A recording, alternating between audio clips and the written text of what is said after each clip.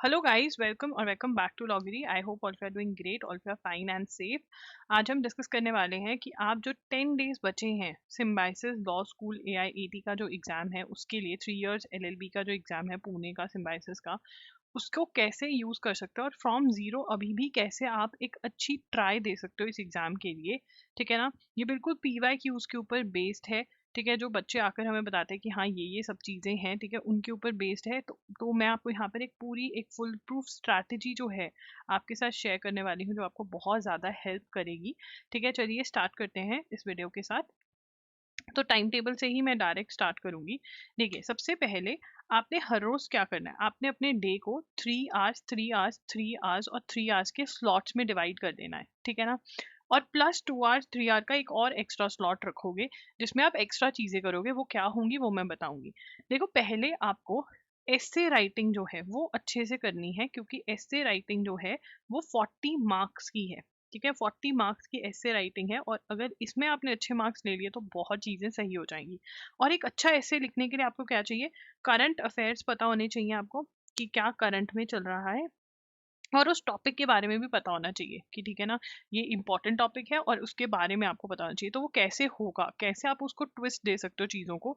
सबसे पहले it is important कि आप नवंबर दिसंबर दिसंबर की भी मैं ट्राई करूंगी कि करंट अफेयर्स जो वन शॉट्स हैं वो maximum to maximum at least first to 10 का करके डाल दूं, ताकि आप देख सको। ठीक है, नवंबर, अक्टूबर, अगस्त, सितंबर, जुलाई, इतनी कम से कम मिनिमम आप करंट अफेयर्स कवर करो। ठीक है ना? अगर आपने एजुगिरी फॉलो किया, उसके नोट्स आपके पास हैं, आप रिवाइज कर सकते हो, उसको उसको रिवाइज कर लो। नहीं तो जो मेरे वीडियो लेक्चर्स हैं उनको आपने देखना है, वीडियो लेक्चर्स को आपने देखना है। ठीक है ना? इनफैक्ट ये वाला जो है ये आप 4 आवर्स का करो। ठीक है ना? 2 दिन के अंदर आपने 2x स्पीड पे ये देखना है लेक्चर, जो वीडियो लेक्चर आपको प्रोवाइड करे गए हैं loggery.in पर। आप जून टू दिसंबर बाय कर लीजिए। जून टू दिसंबर अगर आप बाय करेंगे तो आपको बहुत सस्ता पड़ेगा, ₹1500 के पड़ जाएंगे बंडल। ठीक है, अगर लिंक नहीं मिल रहा होगा तो बता देना। तो ये आपने देखने हैं, ट्राई करने, जितने गंदे बंदे से नोट्स बने उनको आप नोट्स को बनाओ, क्योंकि जब आप लिखोगे आपको बहुत चीज़ें याद होंगी। ठीक है ना? और थोड़ी बहुत आपको 13-14 के अराउंड रिवीजन का भी यहाँ पर टाइम मिलेगा। तो जितनी भी आप रिवीजन कर सकते हो उतना आप रिवाइज कर पाओगे। एंड ऑल्सो ये वाले मंथ्स जो हैं आपके एनएल सैट के लिए भी प्रिपेयर हो जाएंगे। ठीक है ना? नवंबर, अक्टूबर, अगस्त, सितंबर, जुलाई जो है आपका एनएल सैट के लिए बहुत बहुत ये जो है सॉर्ट आउट हो जाएगा। राइट? तो इसीलिए आप ये करो। ठीक है, ये करना है आपने। लीगल अवेयरनेस के MCQs मैंने मॉक टेस्ट में ही प्रोवाइड कर दिए। AIAT के मॉक टेस्ट हैं हमारे पास, AIAT के मॉक टेस्ट हैं हमारे पास। तो उसके अंदर मैंने लीगल अवेयरनेस के MCQs, torts, contracts, criminal law के जो MCQs हैं वो आप जितने रट्टा मार सकते हो 3 घंटे के अंदर उतने रट्टा मार लेना। रीडिंग कॉम्प्रिहेंशन बहुत ही ईजी आते हैं, लास्ट ईयर बहुत ईजी आए थे। अगर इसकी प्रैक्टिस फिर भी करनी है कर लो, नहीं तो ये वाला टाइम भी आप इंडियन कॉन्स्टिट्यूशन को दे सकते हो, अपने करंट अफेयर्स को दे सकते हो। इंडियन कॉन्स्टिट्यूशन का कोर्स है हमारा, वो आप खरीद लीजिए।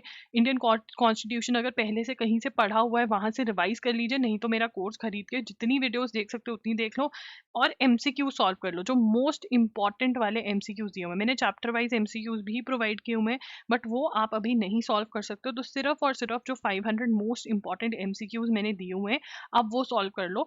उतने में ही आपके इंडियन कॉन्स्टिट्यूशन के जो 1-2 क्वेश्चन हैं वो निकल जाएंगे। ठीक है, और उसके बाद जब आप वन शॉट्स लगा रहे हो, आपकी एस्से की प्रैक्टिस तो हो ही रही है, जो MCQ क्वेश्चंस आएंगे वो भी आप मोस्टली सॉल्व कर पाओगे। राइट? तो ये भी फायदा हो जाएगा। उसके बाद आपने हर रोज डेली आपने एक मॉक टेस्ट लगाना है जिसके अंदर एस्से राइटिंग करनी ही करनी है आपको। It is very important. आपने ऐसे लिखना, आपको नहीं लिखना आता, आपने कभी लिखा भी नहीं है, आप गंदा मंदा लिख के भेजो बट आप लिखोगे। मैंने इतने सारे बच्चे जिन्होंने AIAT का मॉक टेस्ट लिया है, मैंने ये देखा है कि फर्स्ट पेपर वो सॉल्व करते हैं बहुत ही बेकार आता है। ठीक है, सेकंड करते हैं उसमें इंप्रूवमेंट आती है, थर्ड आता है इंप्रूवमेंट होते है, अपने आप इंप्रूवमेंट होती है। और इसके अंदर जो भी टॉपिक आपको दिया हुआ है ना, अगर आपको लगे कि यार बहुत ही बेकार लिखा है मैंने, ठीक है, तो आप उस पर देखिए, रिसर्च भी करिए खुद से भी। अच्छा, ये पॉइंटर ऐड कर सकते थे, ये कर सकते थे। वैसे मैं ट्राई कर रही हूँ कि मैं क्लासेस लूँ, मॉक टेस्ट के साथ ही ये दिया हुआ है। मैंने क्लासेस लिए, मैंने अभी एक ही क्लास ली है, आज मैं सोच रही हूँ दूसरी क्लास भी कर दूँ, जिसके अंदर 3 से 4, 2 से 3 टॉपिक्स में उठा रही हूँ और उसके अंदर आपको पॉइंटर्स बता रही हूँ कि आप ये ऐड कर सकते हो, ये ऐड कर सकते हो, ताकि आप बहुत अच्छा ऐसे लिख पाओ। और जो एक्स्ट्रा टाइम है आपके पास, 2 से 3 घंटे स्ट्रेच जो जो आप करोगे अपनी स्टडीज को उसके अंदर आप वो देखने की कोशिश करो, सो दैट आप वो कर सको और खुद से भी थोड़ी ऐसे जो टॉपिक है वो रिसर्च करो। देखो, मोस्ट एक्सपेक्टेडली हमारा मॉक टेस्ट में से ही निकलना चाहिए टॉपिक, ठीक है, क्योंकि मैंने बहुत इंपॉर्टेंट निकाले। मान लो नहीं होता है, क्योंकि मैं भी एक ह्यूमन हूँ, गलती भी हो सकती है, गलती तो नहीं, गेस वर्क ही है ये। तो आपने वन शॉट्स लगाए हैं एस्से के, तो उसमें से आप बहुत चीजें जो हैं वो निकाल पाएंगे, और इतनी जब प्रैक्टिस करके जाएंगे ना, तो कोई ना कोई टॉपिक थोड़ा इंटरलिंक भी आ जाता है, तो उसमें से मटेरियल उठा करके आप लिख सकते हो। तो एस्सेज आपके बहुत बढ़िया निकल के आ जाएंगे 40 मार्क्स के।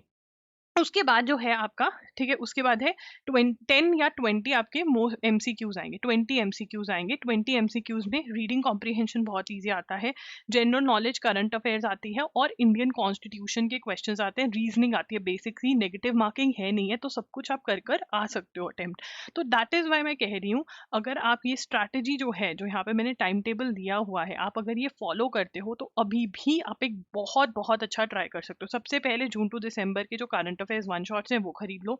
मॉक टेस्ट खरीद के उसको खरीद के रखना नहीं है, उसकी आरती नहीं उतारनी है, आपको उसको सॉल्व करना है। हर रोज भेजो आप उसको अटेम्प्ट करके, मैं वर्ड टू वर्ड चेक करके आपको बताऊंगी कि ये करो ऐसा करो, एंड आप देखोगे बाय द टाइम आप फोर्थ फिफ्थ मॉक टेस्ट पे ही आओगे, आपकी जो राइटिंग एबिलिटी है वो खुद ब खुद इंप्रूव होने लग जाएगी। जब मेरे से डंडे खाओगे खुद ब खुद आप देखोगे कि हाँ आप लिख पा रहे हो। Right, this is what you have to do and you will be good to go.